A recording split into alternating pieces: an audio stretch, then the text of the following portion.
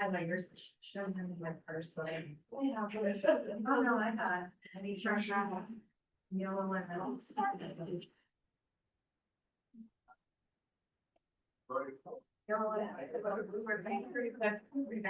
almost one top. Yeah, are you? Hello, everybody. Thanks for coming out. Just a reminder that this is our supervisors workshop. This is being held for discussion, review, information purposes only. There will be no formal action taken tonight. This is just for information and discussion. At the last meeting, we had the ordinances on the agenda. This is kind of, we're gonna pick up where we left off there also. So we're in the process of printing, the most recent version of every ordinance that we're gonna talk about, so you guys can help yourself and come up and grab those. Right now, we only have the holding tank and the sign, ones printed, the other ones are printing out. Just turn that one off. Ooh, wouldn't take long for me to run out the back there, wow. Sure. So let's start with the holding tank. Okay, good to get out. I'll bring back what's left. How's that? Sounds good. We'll start with the holding tank ordinance. So this one was sent over today from Todd. He cleaned up and added some language in there that Zach had sent.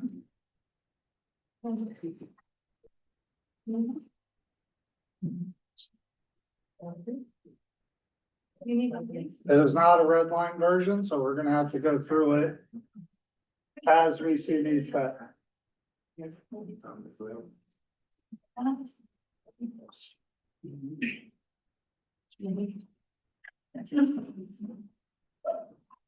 Thank you. Sure. That's. How many more days? Planning module required. 24 months limit. Is there an interest? This is. Patty, would you want to throw your notes into it first, or?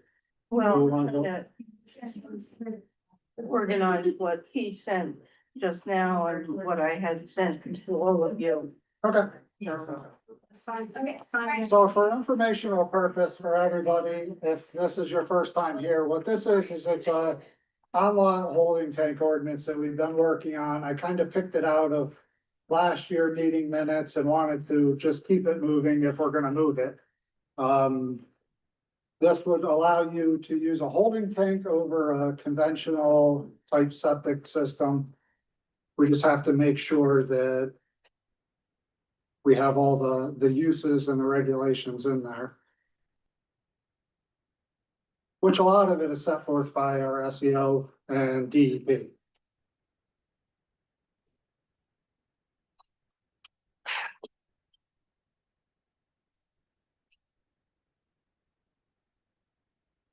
you guys have the copies? There wasn't enough. There wasn't enough. A couple of people share for now.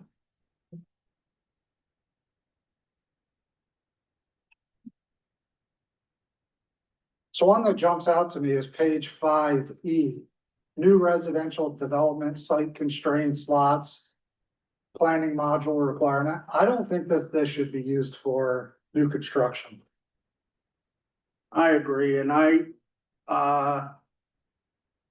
distinctly remember that when we first discussed this, that Deanna Schmoyer, our township engineer, said that DEP would not allow holding tanks for new construction unless it was a temporary situation in which some other either community system was being planned or there was gonna be another septic system in the works, and it would be used temporarily.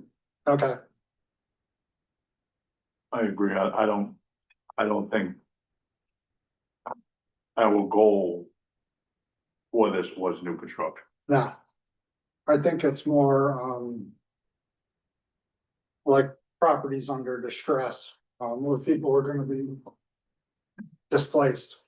So do we wanna just scratch E completely, cross out, make it go away? New residential development, site constraint lots? Yeah. Well, after. Mary, Well, as you know, in construction, sometimes there's delays, and then what if a house gets pushed back into the fall or winter and ground is frozen and they cannot put something in? so that would be in like a certificate of occupation or occupancy, they could authorize a temporary one. But I just don't think we should allow a holding tank for new construction as the final end goal. You know, so they would have a complete septic system designed, they would have it all laid out, they'd have the tanks in the ground, and then they would have to ask for, a waiver or something like that, but I don't But it's think in there though, that they can do that. it's in the certificate of occupancy with a building permit. But I don't think we should allow it as a regular use, like, okay, tanks are it, there's no plan for Right. anything. So this isn't a backup plan to like seasonal weather, this is like a backup plan to a failed system. I thought the holding tanks were illegal for permanent, that it had to be temporary. That's false. That is fine. I mean, let's say that here, we have no regulations, we don't allow them right now. So some places allow them, some places don't. There's 2 townships north of us that allow holding tanks. On a more Permanent. permanent basis. Well, I think if we go back to the beginning, and I'm trying to follow along with what we had looked at, it says, only in this, on page 3, only 4017A, only in the circumstances described in this section. And then A1 says a planning module requirement for long-term use, and I don't think that we should have any long-term use for holding tanks. So let me just take a timeout and go back to E. Are we gonna agree that if we draft another one, that maybe we should take E out and then we can move on from new residential development? I thought that's what you just said. Well, I said, yeah, I Yeah. wanted to make sure that we were all kind of thinking that way. So I'm gonna cross that out, then we can bounce back to that. So my opinion is opposite of yours, Patty. My idea is a tiny lot and a little building. Why should we ever tell them that they could never use their building again because they can't get a septic system? So if we're going to allow holding tanks and they responsibly have a holding tank, who are we to tell them that they have to vacate it after 2 years?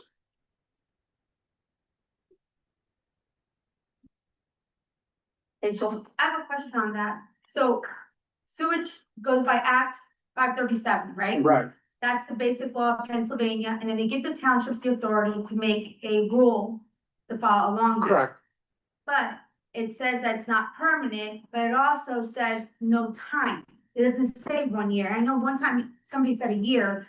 Who's saying that you have to only have it a year? So you're saying make it non-permanent, but never enforce any length?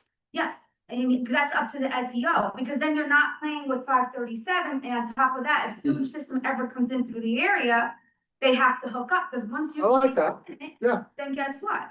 They don't have to hook up or look for an alternative, so they should at least be led to look for an alternative on a yearly basis, that something new has come out. Yeah, So for this way sure. you're not condemning the place, but at the same time, you're not going against Act 537 and the Clean Stream laws of Pennsylvania and the Clean Stream laws of PA. Right. for sure. So therefore, you're not making it, like, you're not saying it's permanent until something else comes along. But it has to. Which that may was never the happen. intent. So that's, Now, you're right, it might never happen. So then that's up to, on a yearly basis, discretion at the CEO, right? Right. So then that would, SEO. SEO, sorry, I keep saying she, SEO. But what I'm saying is that that's all, I mean, according to Pennsylvania Act 537, you also have to have it checked, make sure that their gray water's not coming out.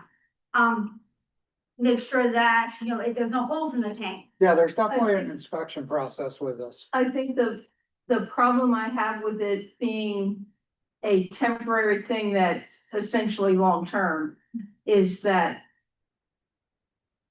it leaves us open to the fact that we now have to monitor this holding tank for an extended period of time. We already know with some of the septic problems we've had in the past that people are not generally quick to report the fact that their sewer is overflowing. And so I think the state requires that it be a temporary. And the only time that they allow it is when, as Daryl said, you're looking at putting in a countywide or a township-wide sewer system. And so I understand what Grant is saying about if someone has a small lot, that could be a problem, but we also have a lot of alternative septic things other than holding tanks. When we first went to put in the septic at Ice Lake, they were talking about a big sand mound, and then it turns out that there's little grinder pump things you can get that make it so that you can use a much smaller area. But I think This isn't a selection on the board, like, oh, I choose holding tank.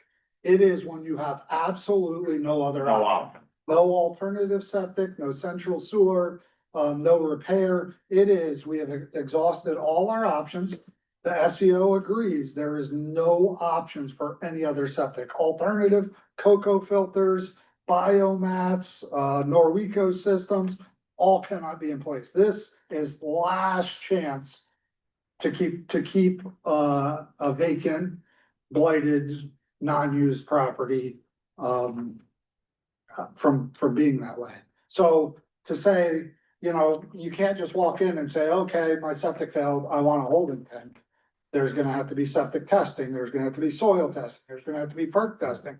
When all of that fails, you say, all right, well, and then no one's gonna want this, like, this is gonna be like, It'd be expensive. yeah, you're gonna be taking a marine shower I and you're realize, gonna be pumping it. But if you take a family and you say, hey, you have to just leave your house that you probably have a mortgage on, or pump your septic every 2 weeks. I don't know. To me, this is a last chance offer. Why not put it in place? What does it hurt? And to say it's not gonna, it's one more thing we have to regulate, that's our job. That's our job, to oversee these and all our other SEOs and building and zoning. I'm sorry, Karen. What about the people that have had properties that are denied the ability to build because they're. That's a whole nother thing. So there's no house there, there's no hardship. You have a vacant piece of property, Oh, the hardship is you have land you can't sell. but you don't have a house there. I can't say you could put a holding tank in just to make your property value so you could sell it. And now next thing you know, we're into the new construction issue. That's why we crossed that out. So I have a question for you. So basically, if they don't meet the setbacks, so you say you have 0.08 of an acre, you don't meet the setbacks, they're gonna make you put a holding tank, that's your last resort because you can't get the water. You can't I'm not get the gonna say they're No, gonna no, no, make it. I'm just asking, say that I can't meet the setbacks, by stream, whatever, and it's gonna pollute the stream. So then my only option would be to put the holding tank in, Yeah. because I cannot meet the Pennsylvania Act 537 Right. setbacks, correct? Okay, so how many lots, how many houses can't meet the setbacks in Barrett Township? Because there's a lot of tiny lots. Tiny lots, that's a lot of homes. How Yeah, I many don't think- how many people are hiding septic issues because they have no option? So Well- they're hiding it because they don't have this option. Then you're talking about the expense. I mean, I downloaded this from DEP and it says it's about $18,000 a year, saying that it's only $200 a pump. 250 gallons a day, that's every 3 days they're gonna have to pump it. That wouldn't be feasible either, though. I just put in a $60,000 drip septic system that needs a big maintenance. You know, that over 18 years, that's probably gonna be $100 and some thousand expense. This is a last option. And I don't even know how I can explain it. Like, I would pay $15,000 a year if I had a mortgage on a house, lived there, and had no option for a septic system. It's either walk away from the house and go buy another one or rent a house, which is hard, or put in a holding tank and have it pumped. I have a better question. Where are we at with central sewage for like where the waters run? Central sewage, there's absolutely nothing in the works for central sewage. Should we Embarrassing. start something? I've been saying that for 10 years. I agree. And that's when this first came up. This was for relief for lots in Canada, right in Canadensis. That are in the floodplain, they're in the floodway, they were built 100 years before there were any regulations on building in floodplains and floodways. And that's why we started this, and that's why we were looking at it, and we had Deanna involved as the township engineer. It's a relief. It's not a new way to go. It's a relief for a situation that we are working towards a plan to have a more permanent solution. So it wasn't for a new development, it was for these sites that had issues. What will be coming new. So to summarize it, there's a hauling agreement, there's a township indemnification agreement, there's a maintenance bond letter of credit, there's there's all kinds of language to regulate and restrict it. It's also going to be issued by our SEO. None of these go against DEP. We cannot over or supersede DEP with our township regulations. Township right of entry or removal. If it's running on the ground, we have it pumped and they have the maintenance bond and letter of credit that takes care of it. So I think other than not allowing it in new construction, I think that we got a winner ordinance here. There's summary enforcements, there's continued violations, there's injunction reliefs if people are living in it and just letting it run on top of the ground. But this just gives that property that has no option, one more option before they have to walk away from that property and it becomes worthless. And we automatically assume a house. This could be a commercial office building. Sarah? So when you're talking about longer term use, I'm sorry, I can't hear you. when you're talking, do you want me to use the microphone? Please. It would help.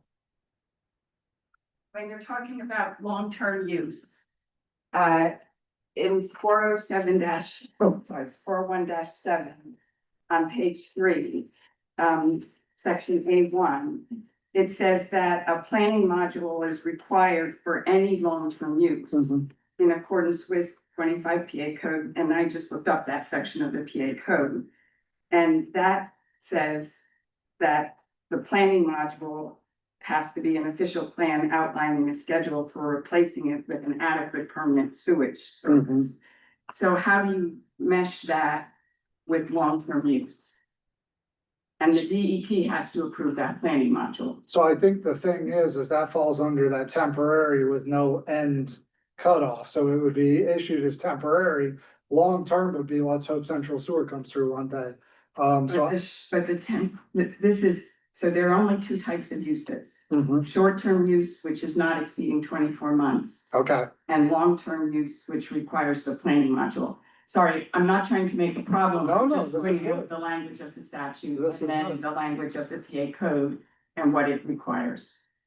so which one were you reading? Short-term use can be approved by the township. Right, Long-term use cannot be considered by the township until DEP approves it, and then it can go to but I the. think what she's saying is the long-term use, you have to have an end. For Plan. DEP to approve it, there has to be a plan for a permanent sewage system.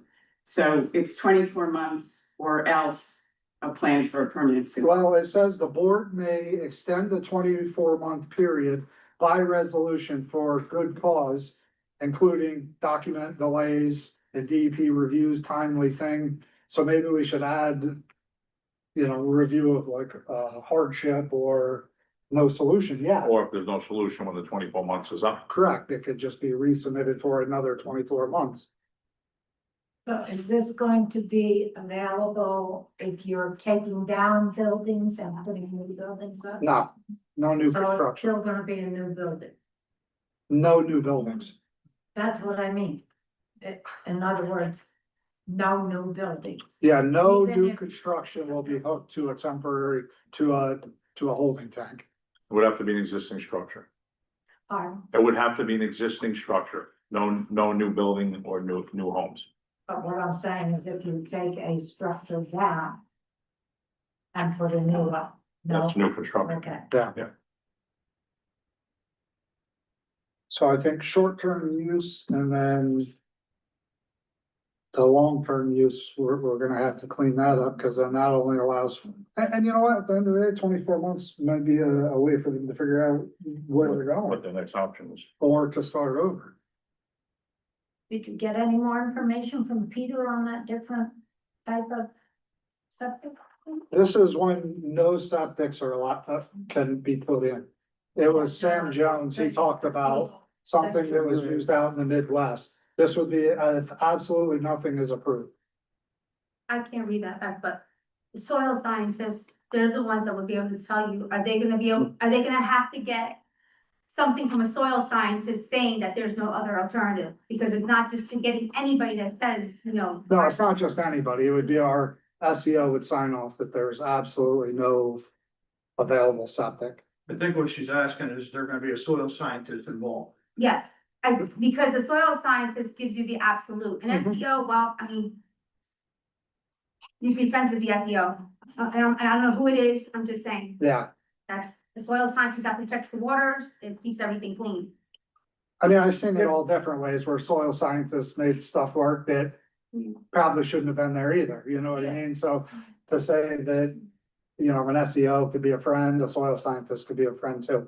I think that would be in the planning modules and where it says the DEP regulation, That would be what's. existing construction failed nuisance, abandonment exception, short use of holding tank. Boundary planning modules and the following conditions are met. Unlicensed property has failed or function.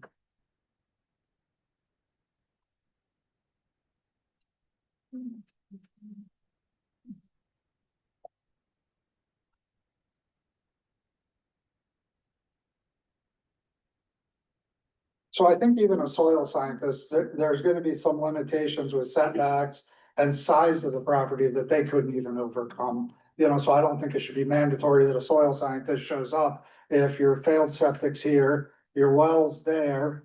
And there's no other property to even look at, you know what I mean? So I think requiring that could add.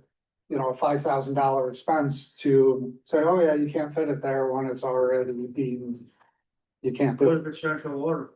What's that? What if it's central water? And again, if the setbacks aren't there, the house, property lines, a curve, and your existing septic saturated, you know, I think it could be deemed failed without a soil scientist.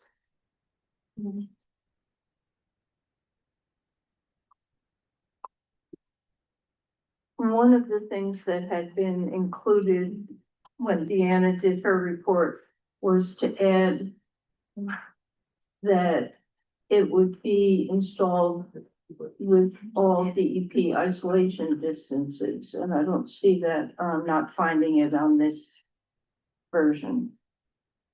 Right above that is the planning module. Well, And it does say, page 3, page 3. component 1 planning module.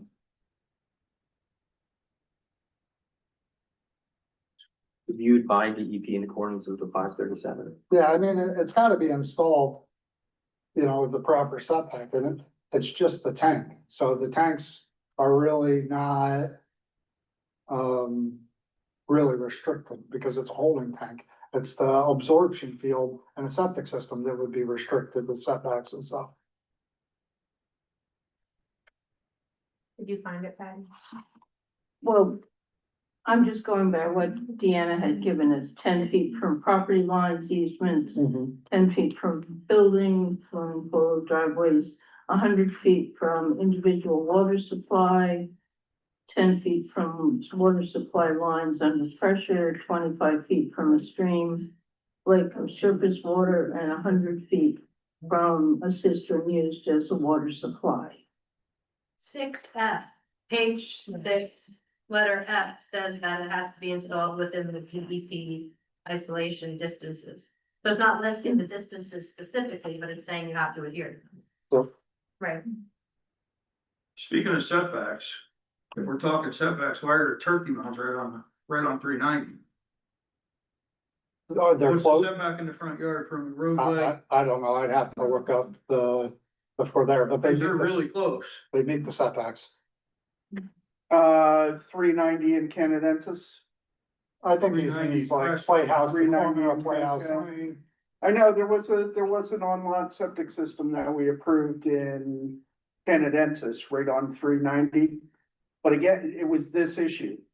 We felt that that was better than a holding tank. And so the problem was Oh, I the know. creek, Goose Pond Run was right behind them. So that one was the old, Payne property that was cotton candy. That's a, like a cocoa filter type Yeah. system. Yeah, But I still think the setback from the road was met. It was, I think, the the stream. stream, and they the actually building. had an issue with their well too. Yeah, they had, Walters TV, prices across from Ray Price Chevy, what used to be Ray Price Chevy. They're like right on the road, like, yeah, but I think they're within the setback. It's 10 feet, so you get that slope and you come down 10 feet less than this table. You know, or whatever the setback is. I don't have it in front of me. But I don't think we're debating Sand Mountain setback. So there's no variance that you will approve that, as long as it has to meet the DEP setbacks, and there's absolutely no. We, I don't think we could change that for, Sure, for the tank, you know what he means? And you gotta remember, this is a sealed tank, the stuff goes in and get pumped out and hauled away. We're not talking about an on-lot septic system where it's leaching down Right, into the there's no- ground, No drain field. There's no pipes coming out of the tank. right? Unless it overflows. Right, who's but that? that's every septic system, every single septic system can overflow. I got a plumbing business and I get a call every single day for septic overflowing. So to say that it's gonna happen on a holding tank more is silly. Right, and the requirements for alarms. Right, at 80% capacity.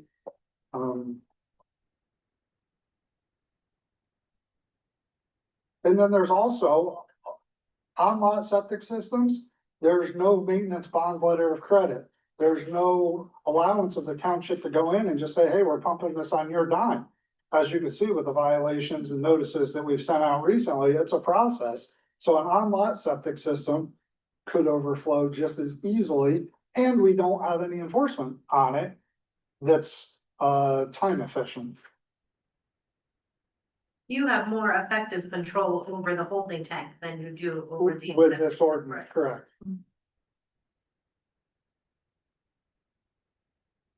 it's gonna be checked yearly then, they're gonna, I'm trying to find that, because I'm trying to find it. yeah.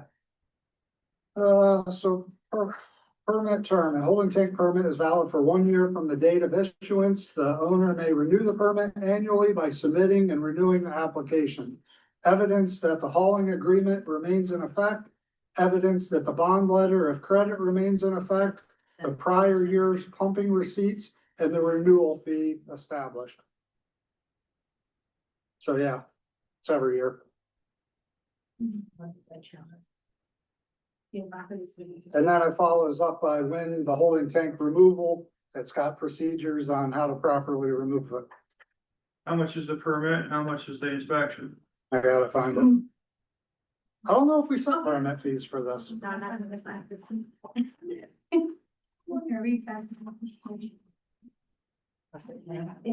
It would probably fall in, can you bring up our permit fees now? Yeah, on page 9, 40115 fees, it just says that the township will establish. Yeah, so we have a separate We fee have it. schedule. So do you want the SEO fee schedule? Yeah, I'm just, cause I know there's like a major component repair, stuff like that, so. It's probably covered in one of those fees anyway, because I've replaced tanks and there's a fee for that. Mhm. No place to pump, that's a fee. Right. I think we would just have to establish a lower yearly fee than the original fee. It would kind of be a renewal.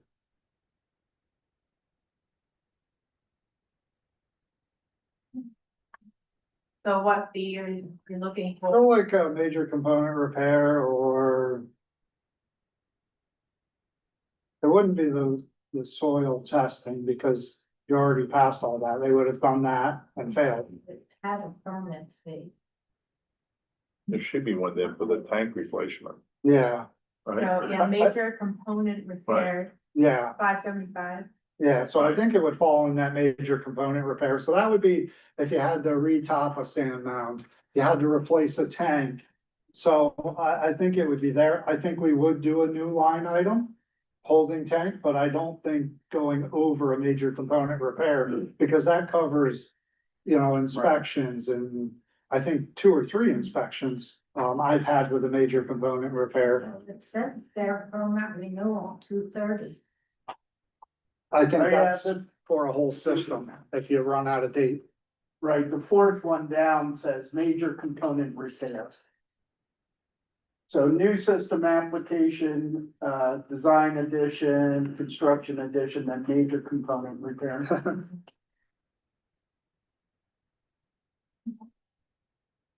I was just laughing because Kelly Slinger's name's still on this. Found a typo.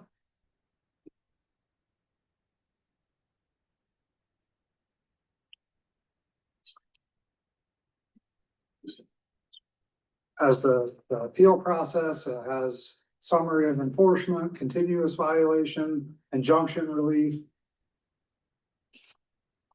Grounds for revocation. I don't know, I think we're covered really well with this, I think we have to define.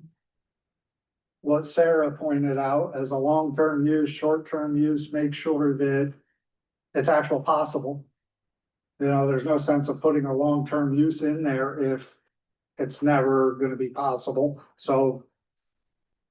If we wanna keep short-term use with a new renewal of 24 months, maybe we could, check out that idea. It does say here, if they intend, What page and what number? page 5D up at the top. Yep. If the owner of an existing property with a failed system seeks a permit intended from the outset to be permanent, a planning module is required. Mhm. What's a planning module? It's The that, it's DEP. what I just described. Yep. Under that section of the Pennsylvania code that is cited on page 3. Okay, So there's also a similar provision, on page 4, B5. Yep. Which limits, and limits short-term use and imposes on the owner an obligation to create a planning module if you extend the short-term use. right, I'm just Planning wondering, modules approved by DEP, that's not an internal thing the township would do, that planning module has to be approved by Wilkes-Barre. okay, Sean, do you have any input on planning modules? Didn't know if that's your wheelhouse. No, other Okay. than them being submitted for the federal permit for approval, Okay. but yeah, I understand the DEP said they wanted, I just wondered what exactly a planning. Actually, here's the module was. definition of it, if I'm, a component. Cause, yeah, there's the definition of it, page 3, third down from the top.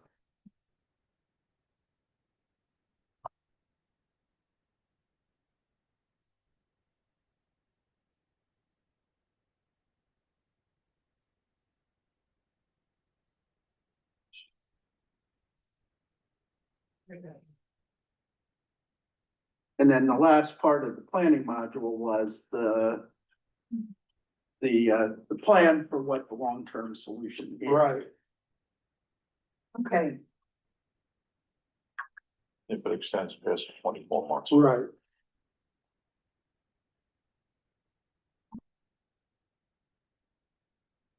And I mean, the long-term solution may be, I'm waiting for Central Sewer to come through. If DEP approves that as a relevant thing and approves their planning module, who are we to judge? Should we have Deanna look at this final draft then, before we, So we're what gonna take that out. we're gonna take E out. I think the planning module, we just have to have her look at that long-term and stuff like that. Is there anything else you guys wanna change before we send it to Deanna? you had mentioned something in the short-term use. Did you want that? So I think the short-term use is pretty okay, cause that does allow them 24 months. to figure out to get to the long-term use, you know, if they have to. I thought they had a sentence. I haven't found it offhand here, but in our original ordinance, we were talking about them having to submit the pumping It was there, I just read it. invoice, but I don't know where it is. So the permit term, it's seven, page Yeah. 7D. And at the top of page 8. 40111, inspections, pumping records and permit revocation. Yep. So part A is pumping records. Okay, I have a question for you. Maybe you can ask Ann. If something were to happen with the holding tanks and the person who puts it in, and it contaminates somebody else's well water by chance because they did something to it and everything, what's the liability on the township for allowing permanent holding tanks? So I think that would be covered in the DEP regulations. So technically, yes, we have the ordinance, but DEP is the final sign off I'm on. just wondering if there's any legal, Yeah, you know what, we can be sued for anything, anytime, so there's always a legal.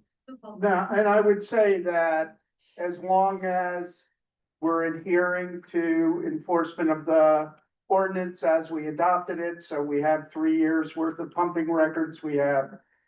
I would think the only way that we might be liable is if we let them put a holding tank in and then we never inspected it. We never got any records from them. We never got any, right? So I would feel more vulnerable for the on-lot septics that people are hiding the failure because they don't have this option. So they're planting a tree and growing some bushes and letting it leach out. that option right there, like I said, it's expensive. I'll be honest with you. That was my home. I walk away from it, let it foreclose. But that's your option.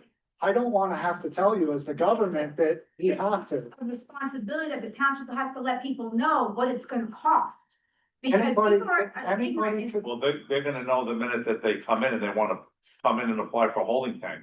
Well, what I'm They have to saying- do their due diligence to know what it's gonna cost to have it pumped, how many times it has to be pumped, the gallons, they have to get all that before they can even get a permit. A lot of people don't understand that how much water they go through in a day. They're ignorant. They don't get that. And then they say, oh yeah, I can do that. And I think that's a responsibility to the people to explain to people when they go to apply for a holding tank that, well, listen, it depends. Remember, your shower water is gonna go through it. Your laundry water is gonna go through it. their own research. I You don't think- feel that responsibility on this There end. are some people in the area that are disabled and they don't have the capability to do that research. And the next thing you know, what?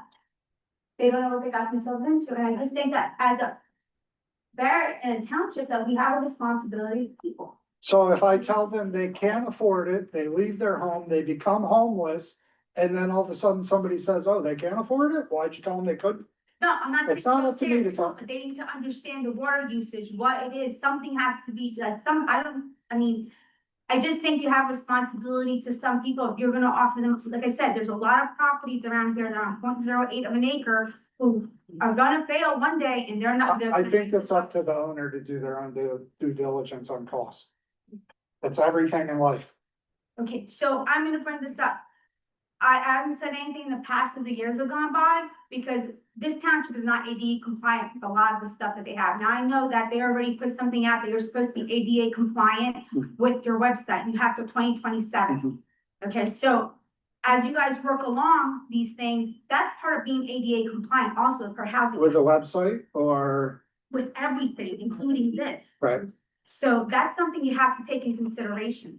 So would that be like even a building permit? I'd have to educate somebody on how much it's gonna cost them to That build their is deck? what the ADA says people have a fair right to. I mean, you can look up the act and you can Thank you. understand it, and I'm just saying to you I that when appreciate it comes to something like this, Mhm. it's a responsibility. I feel that, yes, it's gonna have to be explained, whether you have to call it for a housing act and say, set up. Understood. You're supposed to even have a handicap of disabled ADA alternative person to contact and talk with people in township that need that service to say, hey, I need to talk to somebody. Understood. And then they go, now I have, like I said, I've never brought it up before because really in this area, nobody has really needed it, but I think the area is growing to the point that there's a lot of people here that are disabled who are on social security. And you know what? It's sad, but they're not as educated, maybe as half, most of the people here or whatever, and they need that kind of help. Thank you. So, yeah, I'm not saying that, yes, you have to hold their hand, but there has to be some kind of coordinator for them. Just to make. Definitely got your I point. doesn't understand any of this and I have her. I'm sorry, Carol was next.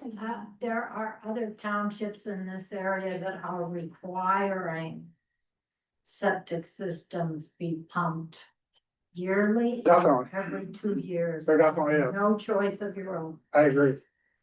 That's not And good, yeah. therefore. No, it's actually not. That's not good, I guess. All right, And I think to go along with those lines on page 8A, it says pumping receipts to the township annually. mhm. I don't know if we want to wait a year to see that it's being pumped properly. It does say, excuse me, I'm gonna sneeze, and then I'm not gonna sneeze. Well, that's sneeze. It does say upon request, but then the request would probably only come after, someone made a complaint because it was fit. Yeah, like every complaint that we get for septic running on top of the ground in the area. I'm okay with yearly or as per request. What's entailed with the inspection? I'd have to ask the SEO, but I assume from my, my experience with putting in septic tanks, one, you make sure the tank's embedded properly, connected properly, doesn't have an outlet, has an alarm float, and is able to work. So then the yearly inspection would be a visual inspection to make sure that there's no overflowing. So it would have to be when the tank was empty, so you can make sure the homeowner didn't punch any holes through the side. I'd have to ask the SEO. Just asking because Makes we sense all to know me, people do it. makes sense to me. You're talking $18,000 extra a But year. I think you'd also see that like seepage in the ground. You don't just punch holes in the side of that tank without some sort of stone absorption area, which you would have known on the original inspection that didn't happen. So it would just seep up the sides and be coming out on top of the ground. So I definitely think that they should inspect it empty, but I'm gonna leave that up to the SEO. Susan, Is it possible? I can't hear you. I'm sorry. Is it possible that we can table this? Can you come up, Well- Mike? We're not voting on this. This is just this room. We're not past what? No, I agree. SEO has to be answered something. What I'm saying is it'll pass his inspection, so that's in his jurisdiction at that time. I don't think it's for us, we don't outline that in this paper. It says DEP regulations, SEO inspection. They're better answered by the SEO. I think that there's gonna be a bunch of. Right. Right, no, I understand what you're saying. This is a workshop, this is informational, this is a way for us to meet, to gather your information, to get each other's information without violating the sunshine law. So when we do move forward and advertise it, no one can say, well, when did you talk about it? We're talking about it. If the tank fills in 3 days, why would you wait a year to check? It's a renewal of a permit. I'm not saying that somebody should be out there every 3 days. No, but I'm just saying. Just because the tank fills up doesn't mean we have to check it, because it's gonna get to the alarm level, they're gonna call, they're gonna have it pumped, and then it's gonna happen again, and then it's gonna happen again. Same thing with an on-lot septic system that has a pump in it. You run your water and then it pumps out into the absorption field. I'm not gonna be there every time it pumps to make sure that it gets from the tank to the absorption field and then down into the ground. Yeah, just wondering how it would be monitored. It would be monitored the same way your on-lot septic system is, except for with a yearly renewal and inspection. But I do agree with what you say. A lot of townships around us are leery of these older systems. So they're just saying every single person with an online septic system, every year, 2 years, 3 years, you get it pumped and it needs to be inspected. I know, gotta go, And- Buddies is making a lot of money right now. And I was gonna say, there's gonna be a lot of failed systems, a lot of stuff like that. So do I think we're gonna end up there one day? I really do, because you stand in the middle of Cresco on a hot, humid day, all you smell is septic. So there's a lot more failed systems than you think about. So I think giving options isn't a bad thing. They're legal options that are overseen by DEP, our sewage enforcement officer. It's just another option. It's a last chance option. And we're not forcing people to do it. They could say, no, we don't want to do it. We're out. So it's just an option. What else you got, Patty? Well, I'm gonna have to read every word, which would take longer than we have right now, but, nothing that stands out. One of the things we did talk about when we first looked at this was having forms available that when people get it pumped, they have a form that they have to submit. That's what I was. And So I'm gonna stop you there. We do it when we have the pumping tank procedure and the septic pumping company has that form and they send it to us. It's already happening on these malfunctions that are in your email. They have a septic pumping form and they email it to the SEO. right, It already happens. well, I didn't know if it applied to here because this is a holding tank that's getting pumped more often than when there's a malfunction and the zoning officer comes. So that's when they submit all their Receipts and. pumping Yeah. records. So when they pump it, you have a receipt and a pumping record every time that happens. So we could tell them to bring them every time they pump it. That's within this, or we could say, you know what, in a year, bring them all in when we renew it, or give them to us when we inspect it. So that's already in here.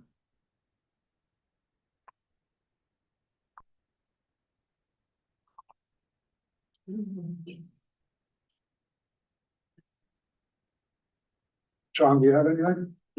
Bill, you got anything? I do. What you got? I'd like to move on to the sign ordinance. All right, Patty, do you have anything more? No, Sarah, No, Chris? You had said earlier that on failed systems where they gave you their money in lieu of, and you guys take care of the pumping, is that gonna be for? the No, next two? it's not how it works. We retain money or we have the bond if they don't and refuse to. Okay, so. It's not, hey, it needs pumped, the township has to do it. It's when you're in violation or the alarm's going off and no one's in town, the township can step in and it doesn't cost the township money because we have their money or their bond. right, they put the bond up front. It's not putting us as the middleman as a normal occurrence. So there is an alarm on this? I think we're gonna move on with this. We'll send it to Deanna. With a Yeah, I couple think it's revisions. worth But I having think, for just. oh, for sure. And a lot of this came from Deanna's Yeah, comment, I know. because I passed those on to Todd. Sign ordinance.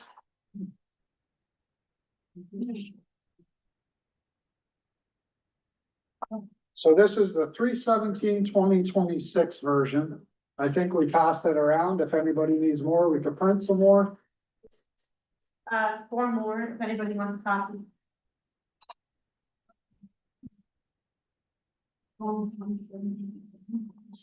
I would like to send that to Deanna the next few days. Yes. So Yeah, if you no, guys can- I'm happy. Will you take out that section A Yep.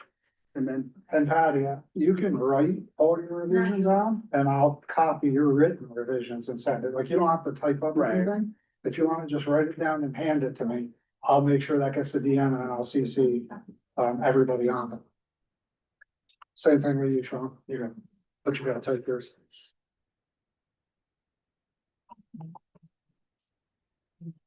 So the 3/17/2026 version, does everybody have that? We fixed the digital 14/48, I believe, That was a big problem. and that was in a definition. So let's get past definitions. Area, general requirements. well, I just. Can we interrupt really quick? You gotta have a good reason. We're on signs. That's my favorite topic. No, go ahead. Well, because just asked me to come and introduce myself, so, hello, my name is Stefan, I just literally today bought the Pleasant Ridge Farms here. Okay, So, Congratulations. I told you a little bit about our plans, we We wanna make this into like a resort there, we're planning on developing and making it nice. And I was talking there because now there's so much space available, we thought maybe we could do a community event there, I was discussing. So just giving opportunity for you guys to know, like, that we wanna make this a nice place for the community as well. Great. So I'm very excited, I'm very happy to be a part of this community and. Welcome. Thank you, Yeah, thank you very much, hoping you. We're your neighbor. Ah, right. So don't be excited.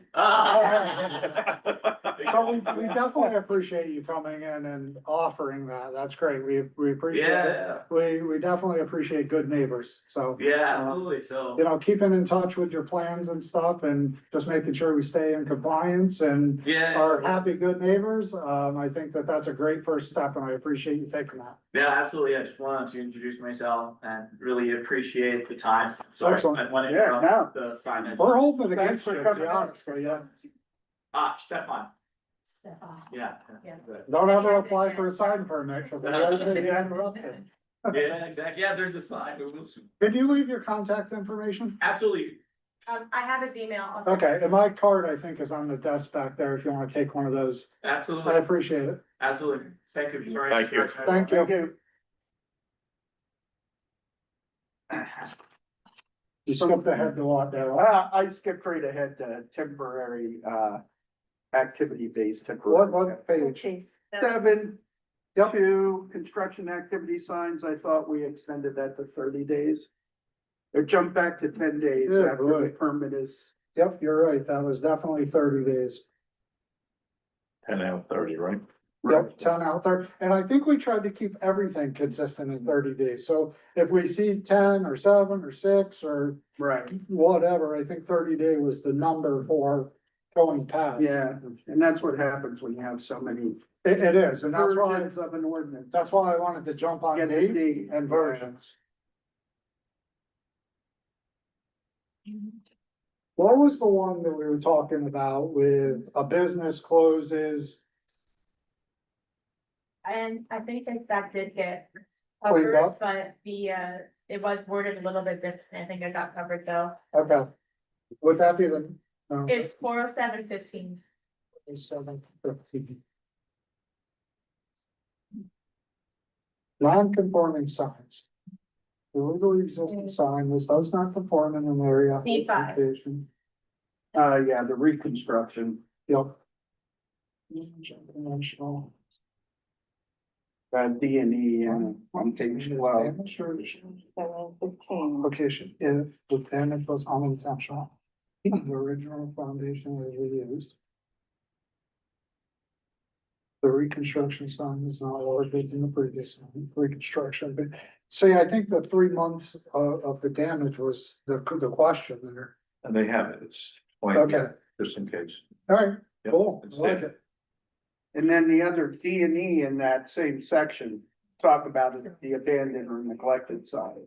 Right, So if there's a non-conforming sign and it's abandoned. And a new business moves in, mhm, that non-conforming sign is no longer, right, right? They have to conform with the new ordinance. Unless extended by the board for good cause. right, which I like that, it gives an option to hear somebody else going through a crazy appeal. Site pictures.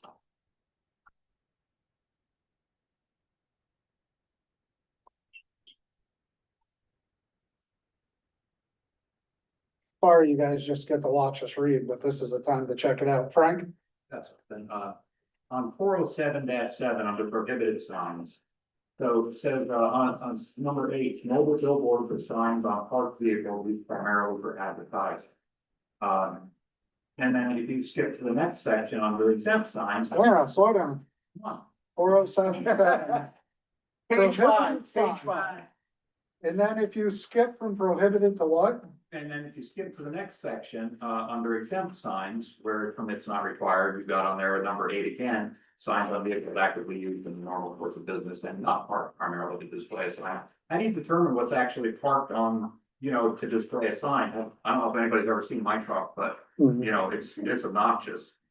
Well, I think that the way it read it in the 407-7 is You didn't just buy a box truck, letter it and beach it on a lot down on 447 and never move it. So I think in your use, it's a business truck. You register it, you insure it. Yeah. You move it, it's part of your business. So I think that's how it, mobile billboards or signs on parked vehicles used for primarily for advertising. You could say May- abandoned. But what about if that vehicle just is registered and insured, sitting there? So how do you determine whether it's just used for advertisement or not, whether? it's for a Primary, trailer? used primarily for advertising, so if it sits there more than 50% of the time and it's just a billboard, I'd say it's primarily for advertising. Doesn't say that here. Well, and I don't know how picky we want to get about what constitutes a vehicle. Because how about trailers? Yeah, They park the trailers and they just leave them there and they're there for months and months and months. Is that a vehicle? if it's on a job site, it would be not primarily used for advertising, because you're in and out of it, it's a lettered thing. If again, you just kind of beach it alongside the highway and there's no activity, no use for trailer use, it's primarily uses for advertising. I think it's gonna kind of be one of those judgment calls. I don't think you could, Yeah. make that call, because you could register and insure it forever. Let the wheels and tires rot off of it, it could be registered and insured. Not expected. But that's my point, though, if it was clearly written that way somehow, or somehow that would. I think you could write that into 8 paragraphs and it still wouldn't be clear. You could find a loophole. I think the key is used primarily for advertising, and we all know the difference. It's pretty black and white. That makes sense? Black and white never makes sense. does it? Alright.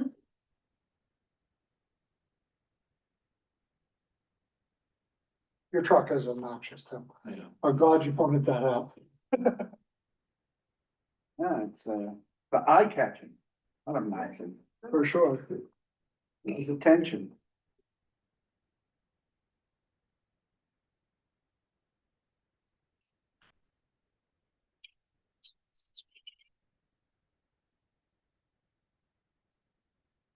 And I do have one more thing, Mhm. and under. Get the section for you. And the page, I'm gonna be on page 10, so under, page 10, section I, under the engineering certification. Mhm. So, for instance, now I didn't bounce back to the billboard size, what would be considered billboard, but some billboards are 4 foot by 8 foot panel. Okay, with a couple of sticks in the ground, couple posts. A lot of times, this engineering certificate for something that size would cost more than the sign does. Billboard? That could be Outdoor a advertising detriment sign. to somebody doing the sign that way. Yeah, 10. Yeah, no, it's page 10, number, and then five, there's an engineering certification. You know, if you're putting in two 4x4 posts in the ground and attaching a piece of sign material to them, that seems excessive for that style sign, for that type of sign.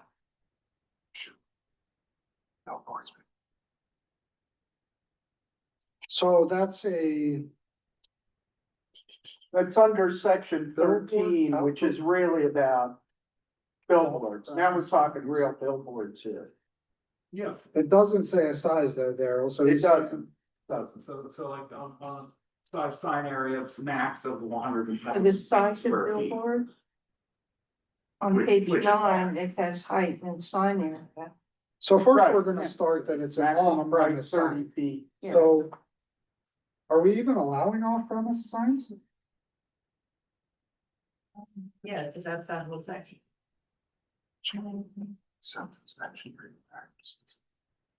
Yeah, I mean, that's section. Okay, let's change things. They're allowed, it says that it's allowed only in light industrial and Right. industrial districts. Right, like by Casas, that's off premise advertising, But because those that's- signs are all. But that's not Barrett Township, so they might not have that in their sign ordinance. So this is in industrial and light, what? Light industrial. Light industrial, which would be Sand Spring Road. Yeah, Pocono Pool, say Pocono Pool wanted to put up a big billboard there. They would be in that zone.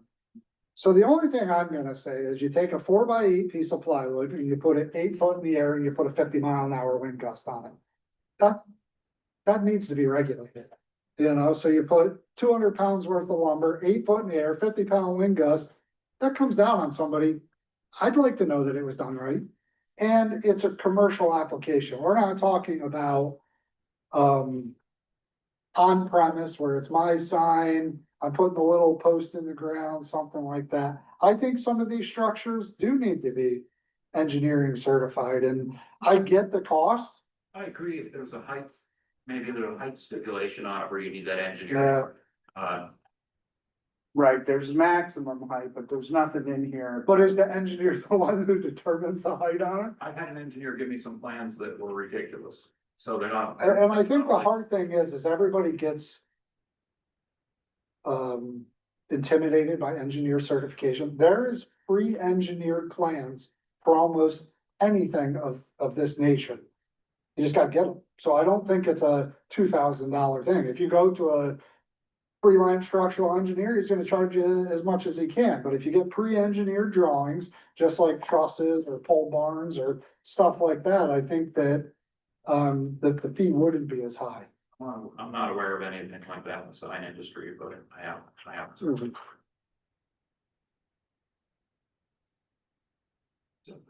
Every. Yeah. Trust. You know. It's great, let's have 1,000 digital billboards. Illuminating billboards. Off premise outside purposes. On light industrial.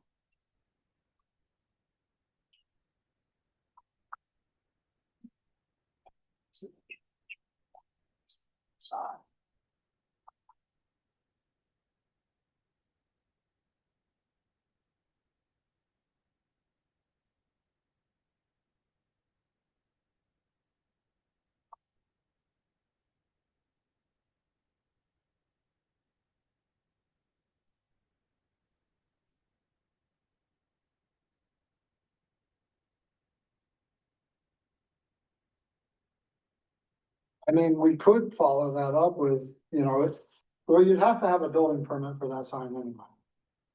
So it would have to follow the international building Yeah, codes. it says construction must comply with. So let me just question our building codes officer if in that district it's required. You know, it might be to get a building permit in an industrial district. You need engineer certification, whether it be a shed, addition or anything. So I'll follow up with, John and crew on that.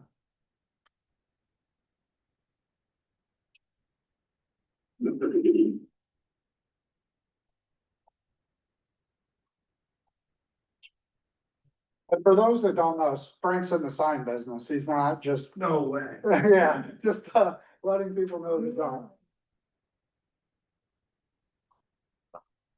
The only other thing I saw that might be a little bit questionable, and I don't have mark right now, is it was under window signs, Mhm.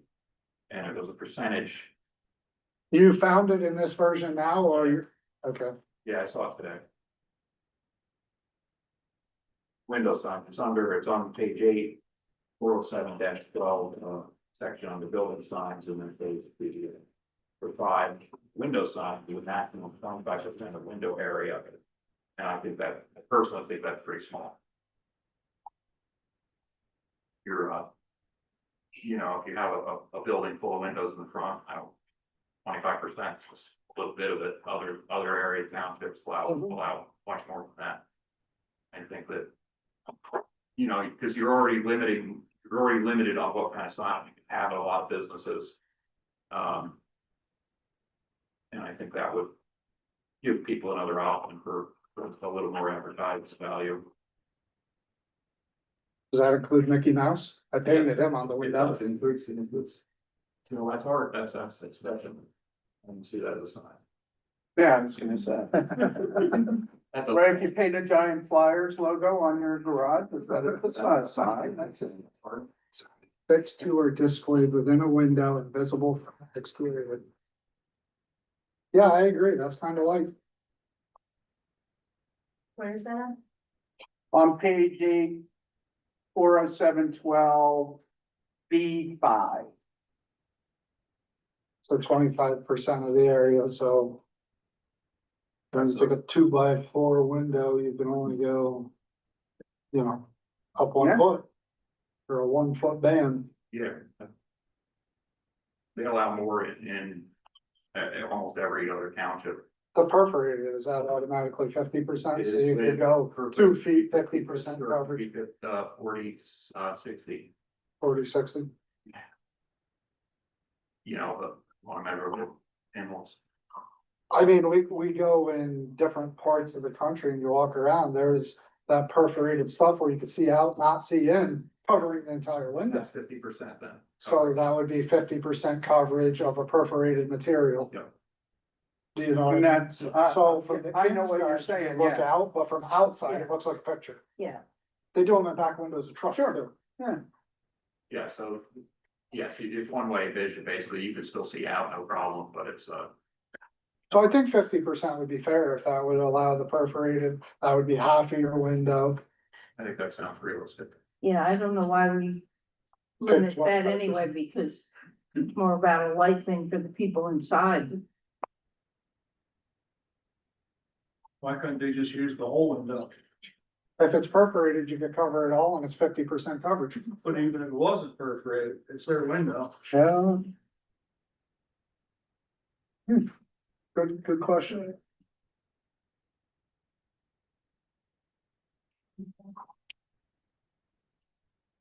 What do you guys think about the whole window there? I personally think it shouldn't be in there, any of it.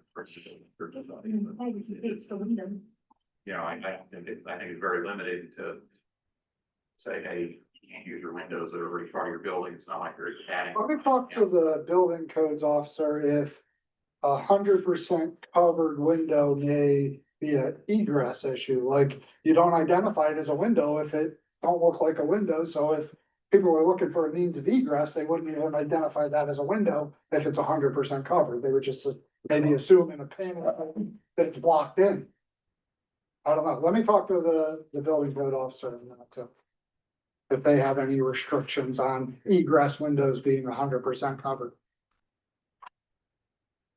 And that's just crazy idea, so since I'm talking to them about the engineered. And we gotta change the 30-day.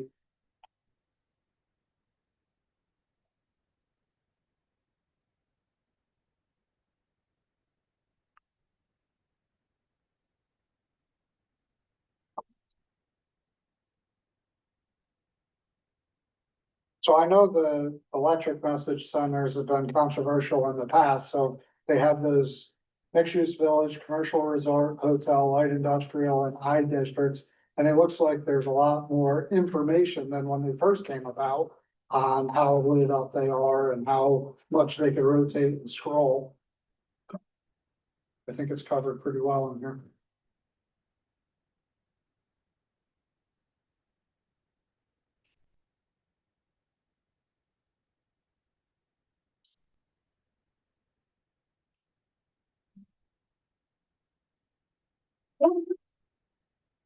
I knew it was in there. Wait, Well, it just took a while.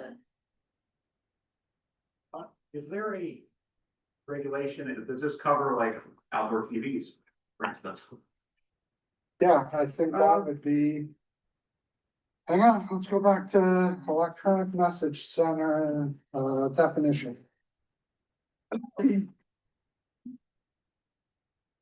A sign capable of displaying electronically programmed static messages or graphics. I would take that as an exterior TV. You guys agree? Static messages or graphics. The only reason I bring that up, it says that it's gotta last, the image has to last for 60 seconds. Before switching to another image, and if you're just projecting television. I thought it said 15 seconds. Each message must remain static for at least 15 seconds, so Oh, yeah, where did I just see that? page 11C1, so maybe we do have some duplicates. Oh, yeah, it does say there. 15. Yeah.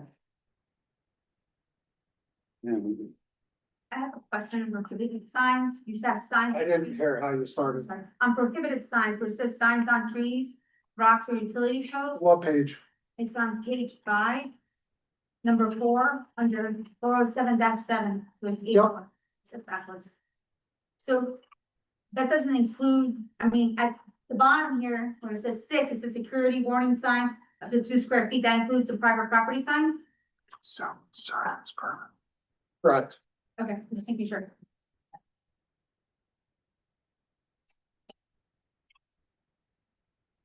And no trespassing signs, all that stuff. All right, so there is a conflict here. So under digital billboards. Which page? 10J2. Each static message must remain for at least 60 seconds. And then over here, I didn't blow that out of my brain. So I think we're on two different sections. Yeah, and then So, display standards, each message must remain static for at least 15 seconds. so one's off-premise outdoor advertising signs and billboards, and the other is electronic message center, so let's go to the definitions. Off-premise outdoor advertising. So I would imagine a message is like the one at the library, or the one out in the car. Yeah. Billboard, okay, I see. Rather than a billboard. Right. So I think the ones that have never like. Right, like graphics the on one you see TV, on like, 80 yeah, they change more or or less. less, yes. Oh. Less time. You can shut them to work. Right. And I think that Or this is allow just minimums because they don't want it to become a Right. flashing light. I mean, do we wanna put them both the same? I think that they're separated because they're different signs. Right. Billboard is the gigantic sign. you know. Right, so it needs to be on for maybe longer, cause you can see it from farther away. I think they should be on for 60 seconds. Okay. Billboards might be driving by too. And the electronic message centers could be as simple as a TV screen outside with a menu on it too, you know? Right. Like he was saying, outside TVs, they're getting popular, they're stood up, you're waiting to go into a restaurant or the ice cream stand. So they could, you know, change more frequent because you're right there. It's not a billboard. Right, Cause they're what, 15 square feet, so they're not that big. right. Yeah. So it's essentially. Yeah, TV. no, that's, I have a question on page 9. At the top of the page, it actually starts on page 8, shopping centers and multi-tenant uses. And it says, 1 building sign per tenant and 1 freestanding identification sign up to 25 feet in height. Yep. So you can fit the signs per tenant on that 25-foot Nope. tall thing. I don't So. understand what that means. So 1 building sign per tenant. So, the building sign is on the building, if I'm interpreting that right, so call it Lewis's. You go around and they have building signs down the side of the building. It says you're allowed 1 per tenant. So Lewis's has 1, the insurance On the company has building. 1, Okay, the Chinese. right, like a strip mall. Correct. But then the 1 freestanding identification sign could be Lewis's Plaza with the address. okay. And then it lists all those other. Just like they have at, Price where Starner's is, they have the big sign that says, and then down at Okay, Tom's Country Kitchen. I he's think got a Bark sign. has one too. Bark has one. okay. Are we gonna let all the renters in here put signs on the outside? Everywhere. We're actually gonna start selling sponsorship on the back. That you can see from outer space when they go around the moon. Yeah, that's why I was thinking it was limiting things. Yeah, If we only said you got 1 sign per tenant, you have to decide if it's gonna be on the front or on the building so I itself. think it used to be limited to 3 signs on the building, period. Or maybe it was even 2, I forget. There's 2. And I said, well, what if I rent my building to 3 different Right. businesses? So I think that's where it became 1 per tenant. Okay, And I think that would be more directional to get you into the door of that space. I don't think you wanna start plastering all the way around all the different tenants, but maybe we do. Maybe we don't wanna limit it. But I have seen buildings in high commodity areas that just become little billboards, so I don't know if we wanna open the door for that either. yeah, I think. no, I thought we think were it's good. limiting how many signs that they could have for their tenants. You don't want to slap them all over the place. Right, I think 1 per tenant's fair. Okay, Like 1 per 10. Jeff, Is there a distance from the road where, like, I have a place where I could put a sign 150 yards from the road? Is there anything that you would have to say about that, the township? what type of sign and in what zoning Just district? throwing that out there. I think it would depend on the type of sign and the zoning district, you know, cause then we could go to that zoning district, look at the type of sign and let you know.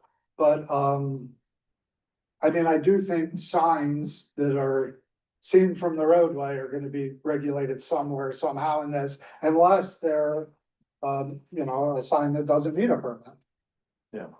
Exempt signs, permit not required, nameplates, interior not visible from outside buildings, flag, government agencies, handicap, official public signs, security warnings. Yeah, so if you were gonna propose putting a billboard 150 feet, There's the a setbacks are how close you can be to the road or how close you can be to an adjoining structure. But there's really it can't be. I don't think there's maximum distance away from the road it can be. No. I mean, I could put it 150 yards, 200 yards up on the hill from the road. I think it's I tough. don't manage that, I'm just, I'm up the wall. Yeah. Well, and I think you get in some instances where you're going down a hill and you look on that hill over there and there's a billboard. It falls under billboard. Yeah. You know, so you have to have a permitted use. You don't want to sign anyhow. No. I'm just- That's a Christmas tree set. Yep. So I have my notes that, I'll Yeah, reach I out think to the that's- building code officer. And then I think we could just change 10 day to 30 day in the meeting, or we'll get it changed for the draft for the meeting. Once I get John's, take on the building codes for the engineering certificate, or if we even need, I don't know, that in there. Cause you have to get a permit to build the structure anyway. But I think we could be ready to advertise this Next week.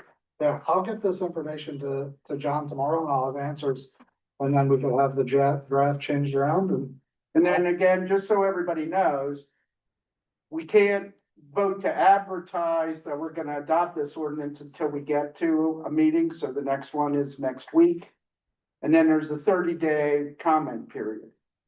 So we wouldn't advertise and then adopt it the day we advertise. We have to advertise it, it would go 30 days, so everybody would have another opportunity to have one last read of it before it came up for adoption. It's all, Okay, I can go over this, okay. because this is gonna take a while. So the property maintenance in short term.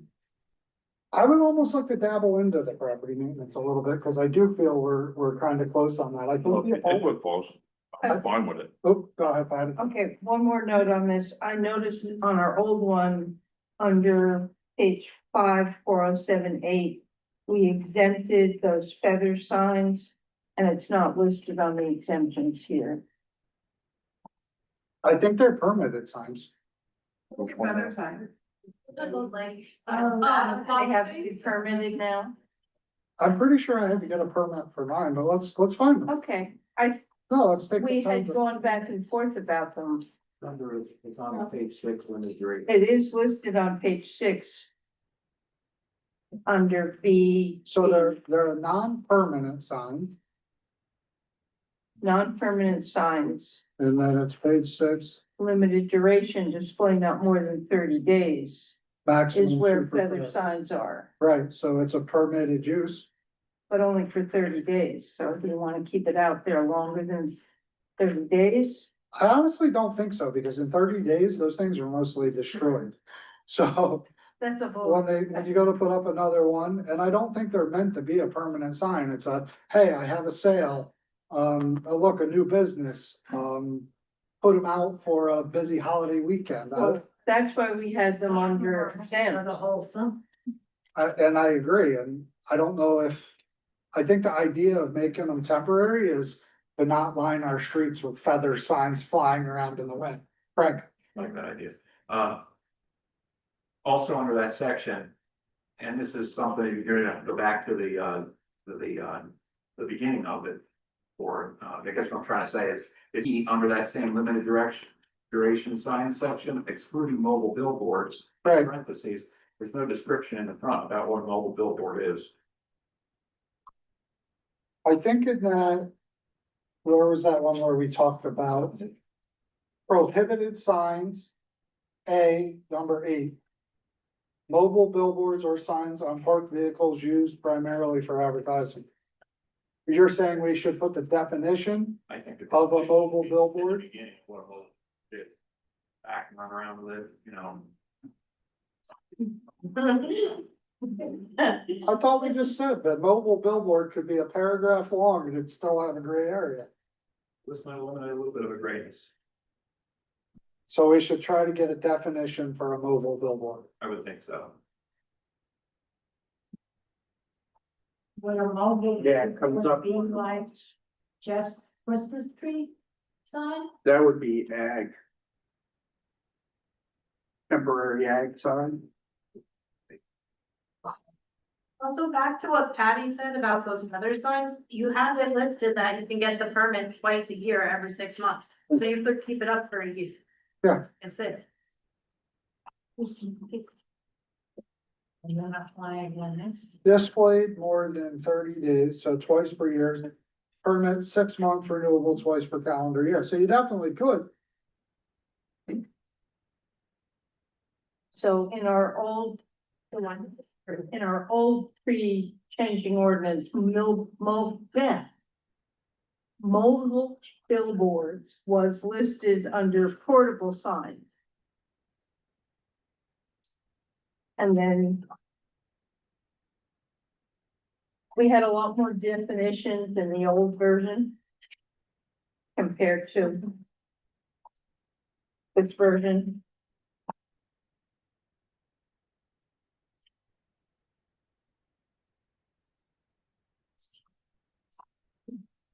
So under portable sign was not permanently attached to the ground or other permanent structure or designed to be transported, and that was A-frame and vehicle trailers. It has that whole thing about vehicles and trailers.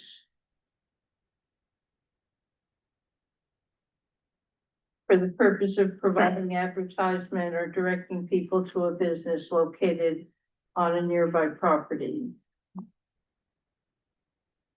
Not including advertising on vehicles primarily used for other business purposes. So if you're using your truck or your trailer for business, you're okay, but if you're parking it somewhere, then it's a mobile billboard. So actually, Bill found the definition. Mobile billboards are those when I see them at the beach, I see them at the city, and you're in a high traffic area. It's the ones that drive up and down the road. So it says specialized advertising displays mounted to one vehicle, typically trucks, trailers, or bikes that move through high traffic areas. That's the definition of a mobile billboard. All right. So it might be a good idea to just add it in here. Yeah, I think we should put that in as a Right, definition. because then under section. Page 6, 407.9, B. E, portable signs, except mobile billboards. Right, so we can say that's what. Right, the billboard is. that clears that up. So then the 407.7 prohibited signs on page 5, mobile billboards or signs on parked vehicles used primarily for advertising. So that adds parked vehicles used for primary advertising. I have a question, this probably sounds dumb. So I'm stationed in Barrett, say I have a mobile billboard, and I'm driving to the next town over. I mean, they're gonna have their regulations too, but if I'm just driving through, I mean, how do you decipher when you're driving somebody through? And then. If there's, you mean like. You drive your car everywhere, you drive it everywhere, But, so it's kind of.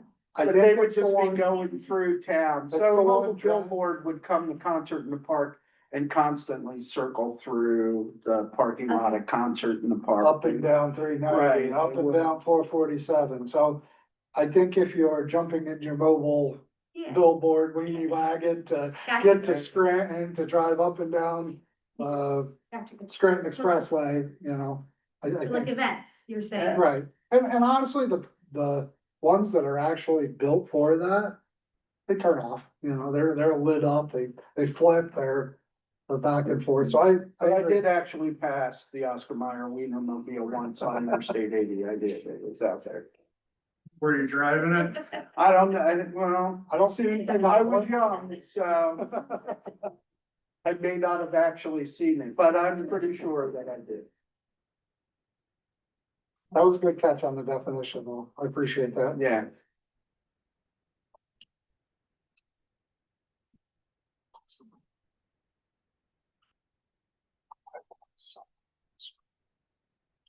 Just making sure we have enforcement actions in here, most of our ordinances don't have. Do we wanna take the one out of the property maintenance code and maybe think about? Copying it? What we had said about doing that. Yeah. So we're consistent.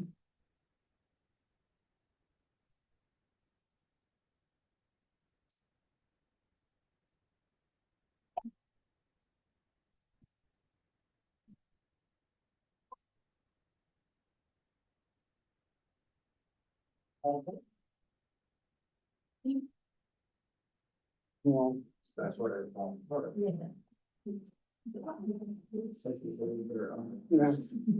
I'll update it The with that. enforcement section of us, you know, under remedies part B, Mhm. it does give us a little teeth there.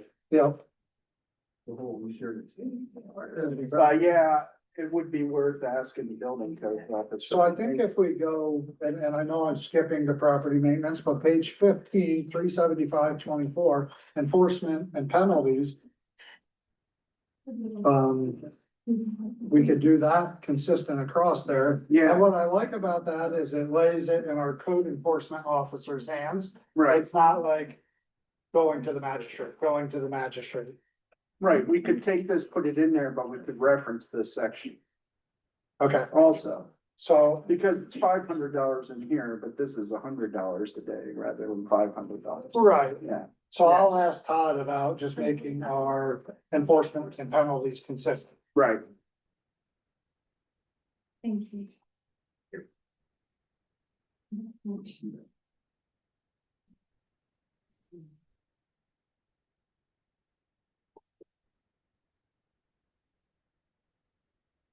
You get tired, boss? Not yet. Oh, yeah. All right, I think that's it on the signed ordinance for me.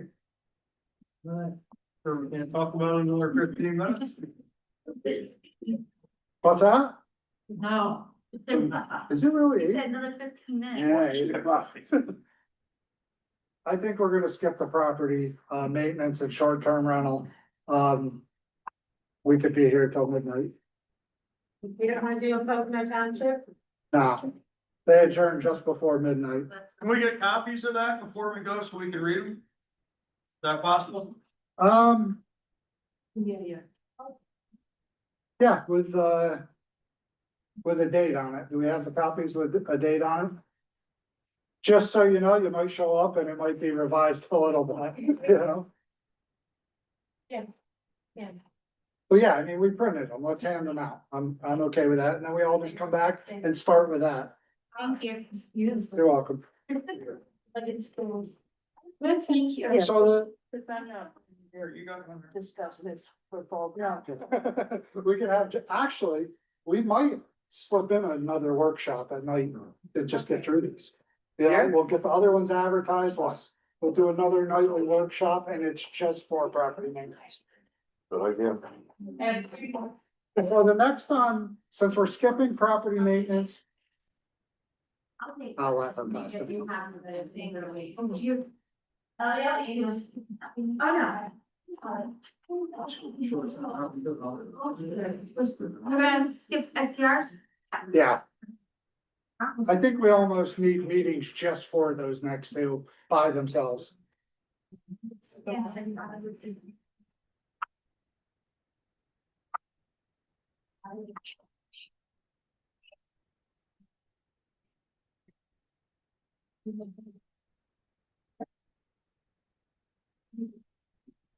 Just wanna make sure she has them all piled up.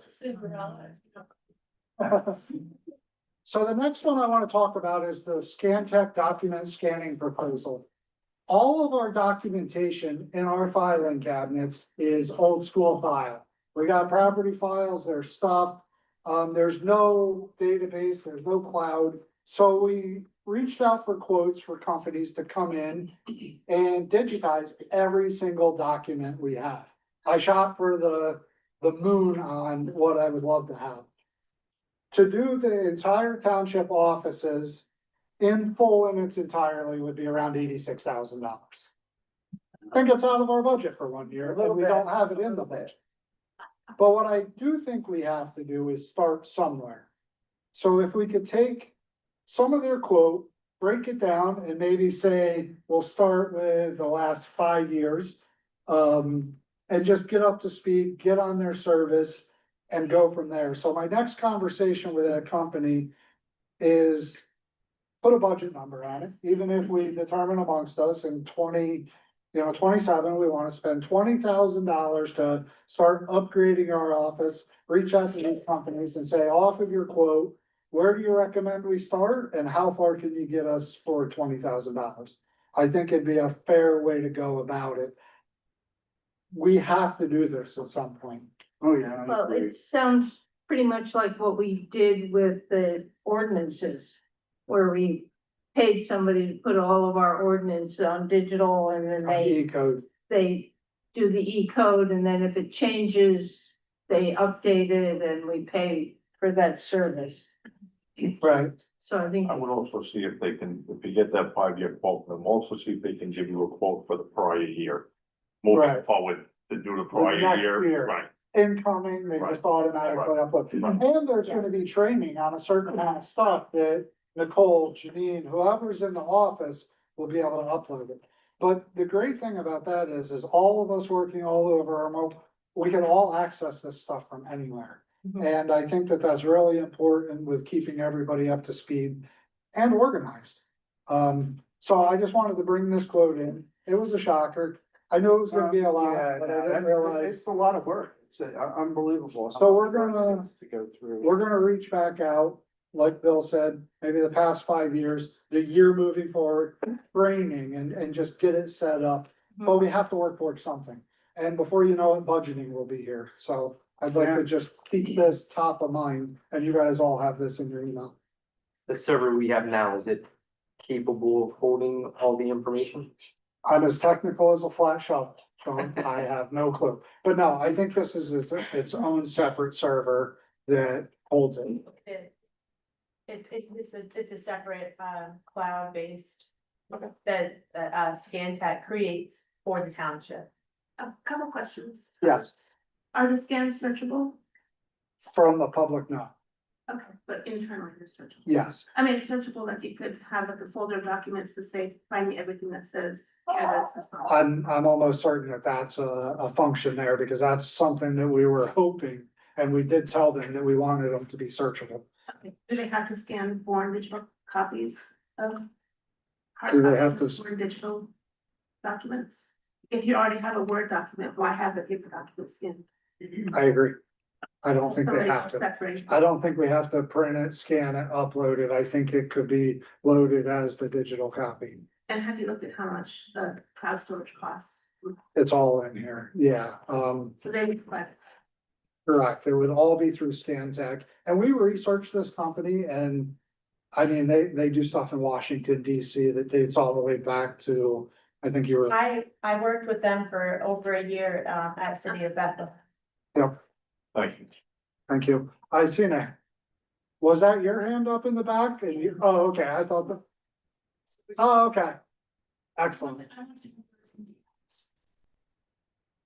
They say cloud. I don't know where it's at. I don't even want to say the other word. It's in a data center. Christine Esposito says she thinks they also do doctor offices. For sure. Yeah, they have a really good resume. PSATs recommends them. Their CoStar contractor, a lot of other municipalities use them. So that's just moving on from that. I was just updating you guys. We need to do something. I'm not a technical guy and this is beyond Freddie Flintstone. But that should also help break the news. It'll help day-to-day business and Yeah, everything. Yeah, Absolutely. that'd be, Even our, our BCOs, our SEOs, just anybody, it's gonna help us function way easier. yeah. The next thing that's gonna help us function is IT.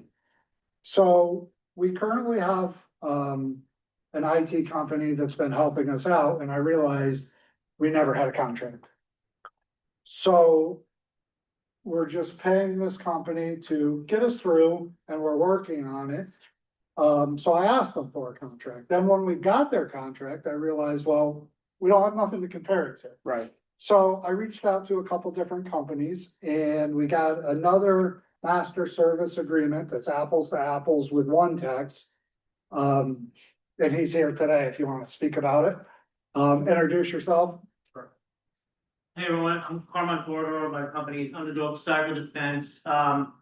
Basically what can you all hear me? Yes. Yep. Basically what we are, we're a cybersecurity compliance and governance focused IT service provider.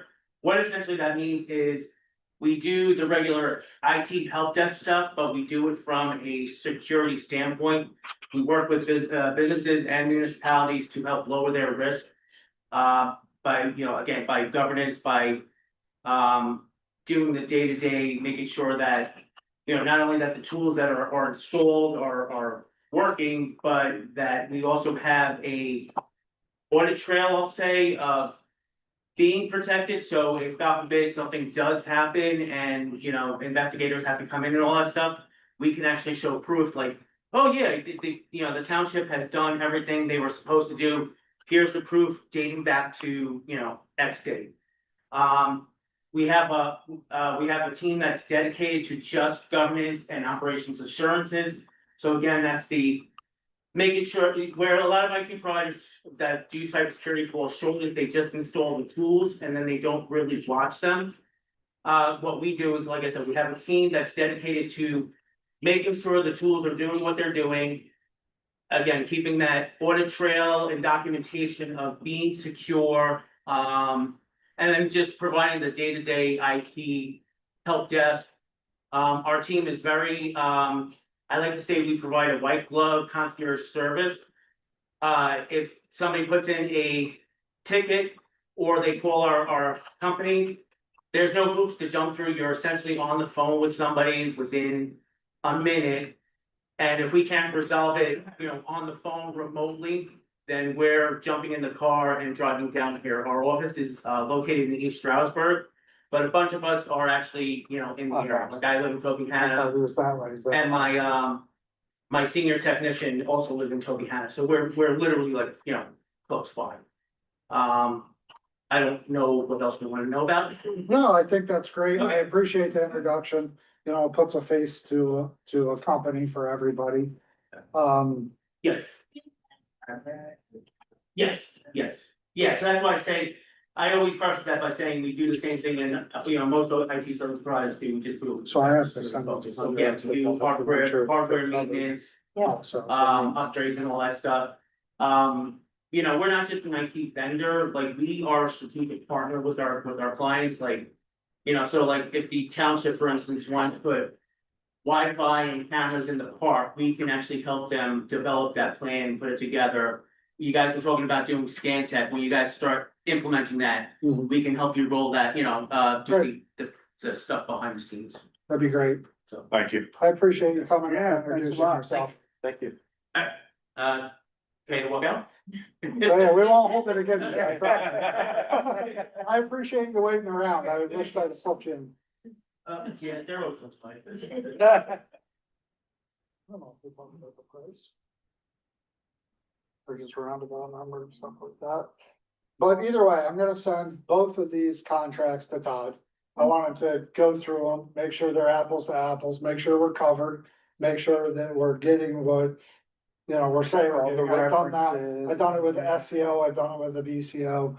So once we get these back from Todd, we'll put them on an agenda and vote on it, but I think there are two very comparable companies. That offer great service.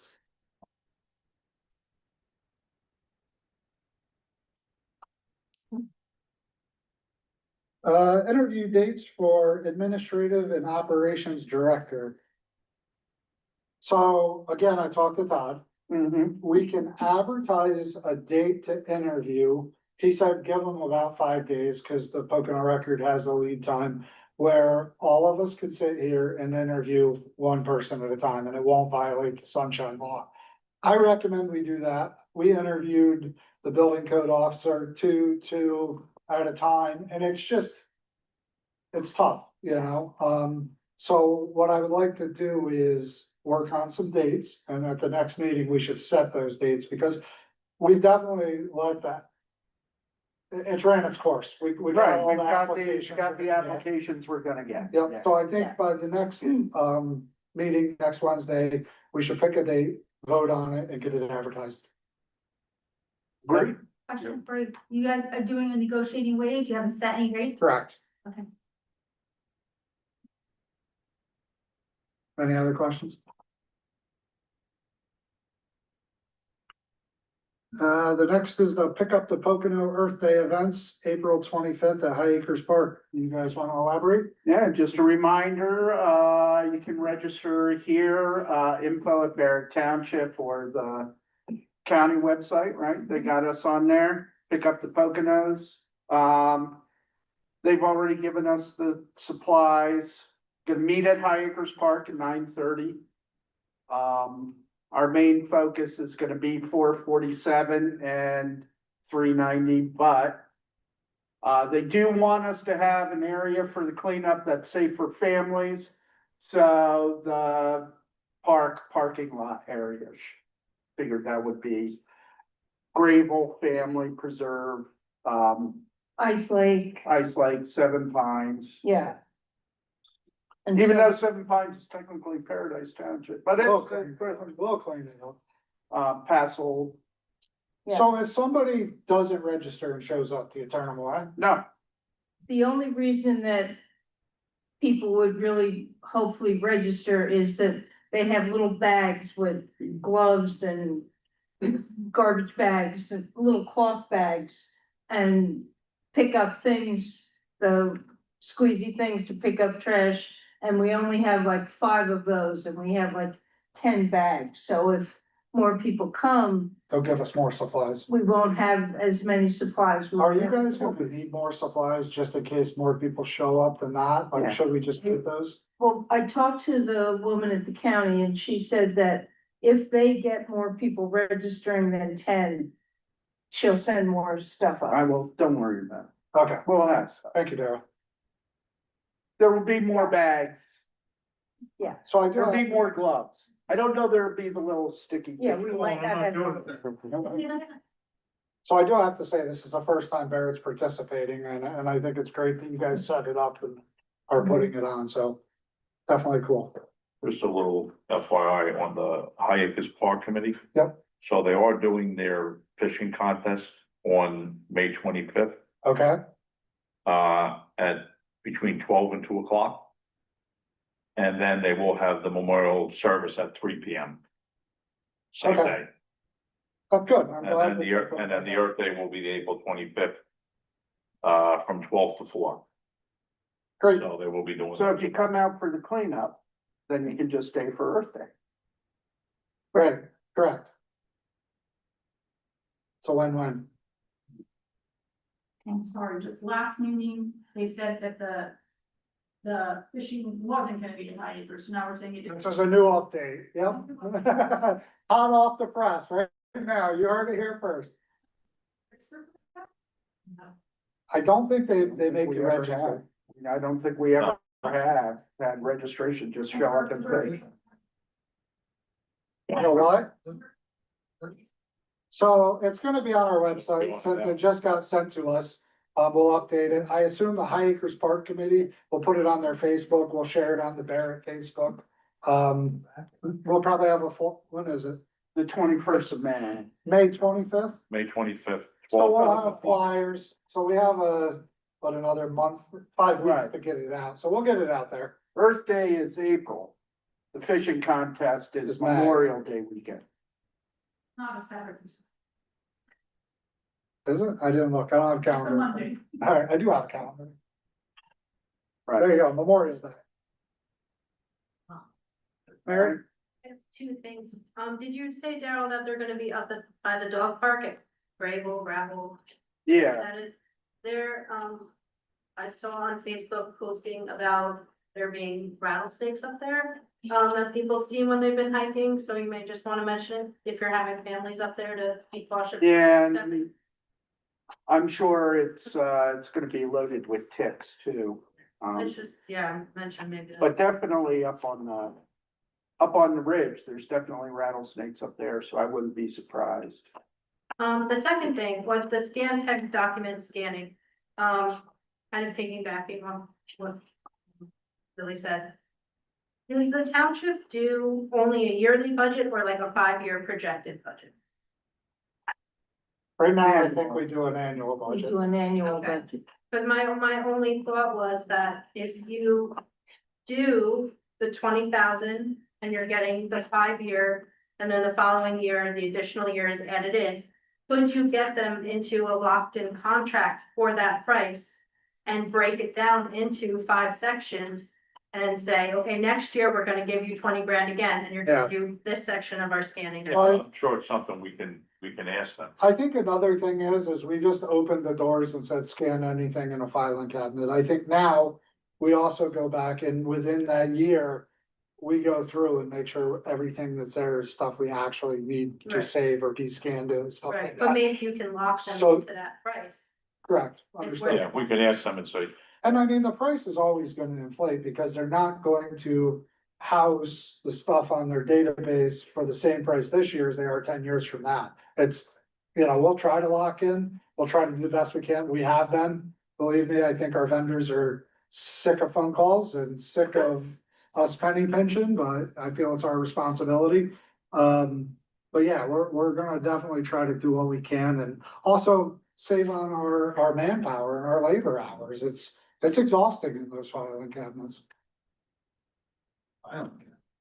What's that? It's rooms of filing cabinets. right, Boxes. It's, Fine. well, and that's the thing. There's boxes of stuff from the move that haven't been filed yet. We moved here 3 years ago. It's tough. Or some of the This would be great. graphic things of I think we covered everything. Savine House. I think so. I appreciate everybody coming and hanging out and sticking through this, but I think this is a great way to get information amongst us and across this way. So thank you, guys. thank you. Have a great night. Thank you.